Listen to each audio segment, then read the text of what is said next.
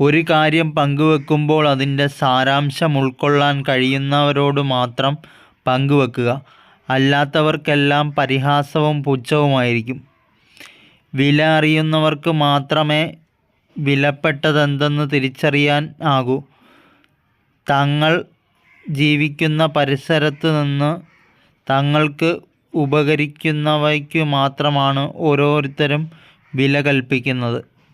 ആളുകളുടെ അഭിനന്ദനങ്ങൾ നേടണമെങ്കിൽ അവർക്കിഷ്ടമുള്ളത് ചെയ്യണം. സ്വയം വളർച്ച നേടണമെങ്കിൽ അവനവനിഷ്ടമുള്ളത് ചെയ്യണം. ശരാശരിക്കപ്പുറത്തേക്ക് വളരാത്തവരുടെ പാതകൾ പരിശോധിച്ചാൽ വഴിവക്കിൽ നിന്നവരുടെ കയ്യടികളോടുള്ള ഭ്രമം കാണാം. എവിടെ എത്താനാണോ ആഗ്രഹം അവിടേക്കുള്ള യാത്രികരുടെ കൂടെ വേണം സഞ്ചരിക്കാൻ.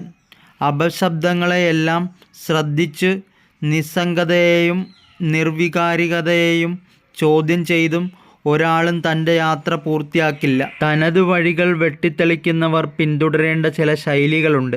മറ്റൊരാളുടെ പ്രോത്സാഹനത്തിനു വേണ്ടി കാത്തു നിൽക്കരുത്. സ്വയം പ്രചോദന മാർഗങ്ങൾ കണ്ടെത്തണം. അപവാദങ്ങളെ അവഗണിക്കണം. കല്ലേറുകളെ അതിജീവിക്കാനുള്ള എളുപ്പമാർഗം കല്ലേറ് ദൂരത്തിനപ്പുറം സഞ്ചരിക്കുക എന്നതാണ്. പലതവണ എറിഞ്ഞിട്ടും ഒരു തവണ പോലും കൊള്ളുന്നില്ലെങ്കിൽ അവർ പല വഴിക്കു പൊയ്ക്കൊള്ളും.